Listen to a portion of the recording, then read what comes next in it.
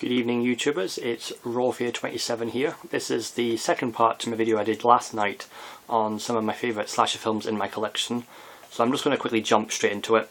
I don't want to sort of too much time hanging around.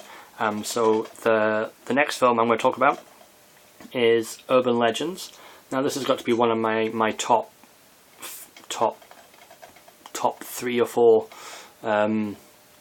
slasher films I own. Wasn't fairly well received when it first came out, but I like the whole sort of premise behind the main storyline to this one. Obviously, going by the title, people are killed off using various methods of urban legends, and I just really like the way it's done in this movie. It stars quite a lot of well-known people in this movie, along with the horror icon Freddy Krueger. The actor who plays Freddy Krueger stars in this film as well. But it's just done really well. The sequels don't really do much to kind of keep up the storyline as such. You know, they do use urban legends in the movies for to killing them off. The second movie is bloody awful. I do have the third one called Bloody Mary, and it's actually okay. It's more of a ghost story than a slasher movie, but you know, I've seen this one dozens of times, and it's one I can always just put on and watch. You know, it's not everyone's favourite slasher movie. You know, it ripped off quite a lot of kind of the Scream franchise, trying to be kind of hip, with a young sort of ensemble of cast. But you know, it is definitely one of my favourite ones out of my collection of slasher movies. It's just fun. Yeah. And another one, I don't know if you can really class it as a slasher movie. It's more of a thriller, but because it's got cat and mouse aspect to the film, it's why I've put it in this video. And plus it's a really good film as well. And this is called P2. And it's called Parking Level 2 basically. This woman is trapped in a parking lot where she works during the Christmas period. And she can't get out. She's basically trapped in this parking lot. Cries for help and stuff like that. You know, she's not able to get hold of anyone, but she's not alone.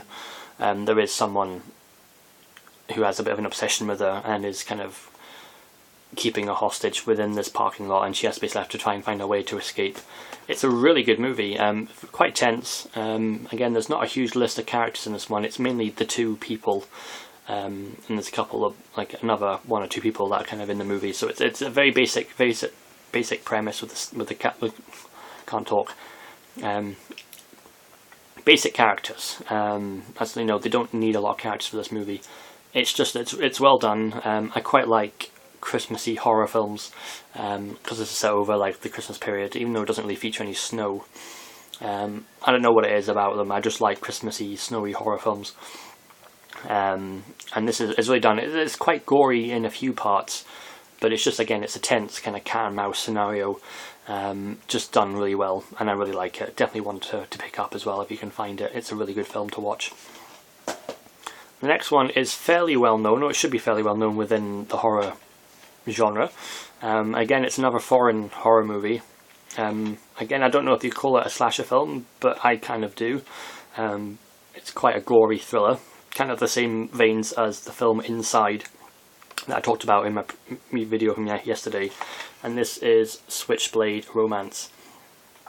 The reason I put this one here because, like I said, it's kind of a cat and mouse film with a really good twist at the end of the movie. Again, this film has buckets of blood. It's quite nasty, but again, it's done very well. I mean, the French do make some very kind of tense horror films, even though they do sometimes tend to go a bit OTT on the gore. I'm not huge gore hound. I do prefer my scares more to kind of the blood and guts. But no, this is done quite well. I really like this one.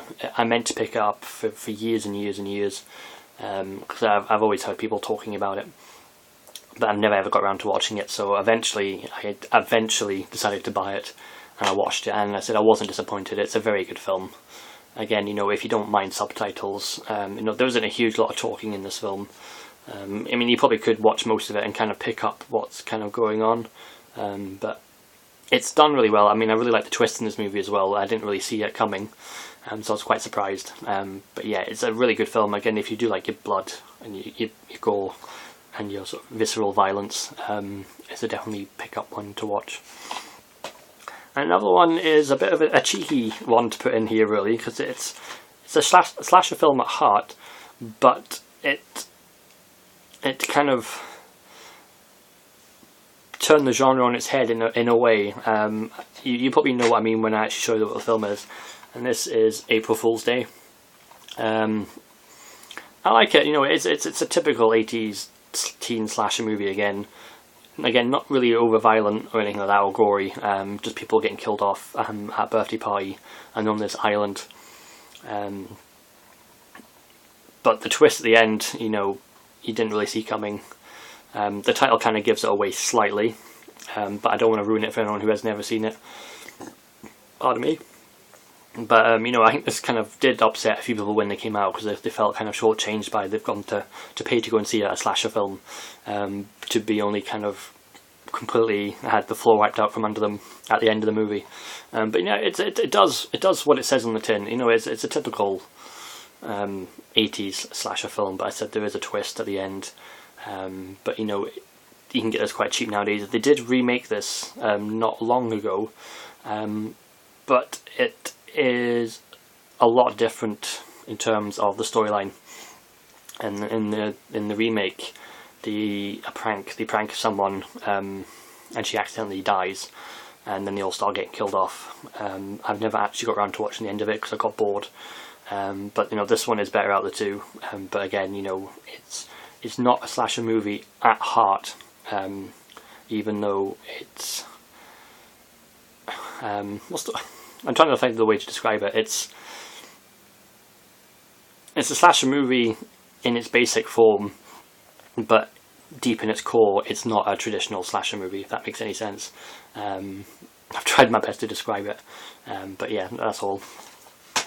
And last but not least, I had to include this one in here because it is one of my favourite slasher movies ever. If it wasn't for this movie, I don't think we probably would have had the likes of Friday the 13th and Halloween, even including some of the way they kind of use some of the camera tricks in Halloween. You know, you notice it more in this film. So, you know, I think if we hadn't had this film, then, you know, the slasher genre would have been maybe something completely different to what we have nowadays. And this is Bob Clark's very famous, but probably not overly well known, Black Christmas. This is the original version. I do have the remake, which was made back in about 2005, 2006. I could be wrong, could be earlier, could be later, I can't quite remember. Which follows this film basically, but it's a lot heavier on the gore and the violence, and they've slightly changed the storyline. This one is a bit more suspenseful. It's more along the veins of Halloween, in meaning the kind of the camera tricks, the panning and all that kind of stuff, sort of looking from the killer's perspective out into the film. I really like this film. I said I never really knew anything of it until I heard that they were doing a remake of this film, which I didn't really know what it was.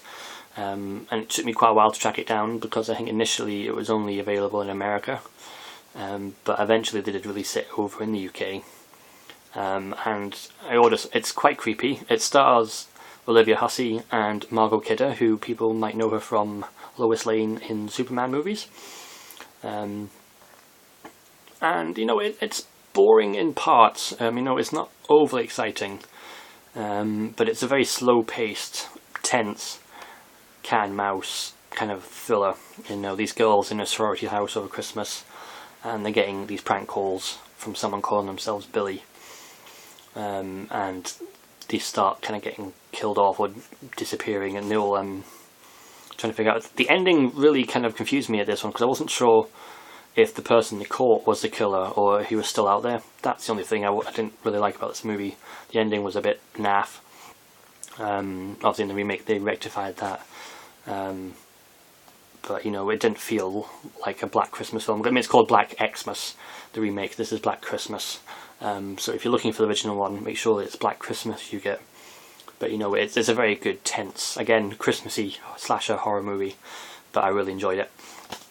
So that is my top 10 slasher movies out of the films I own.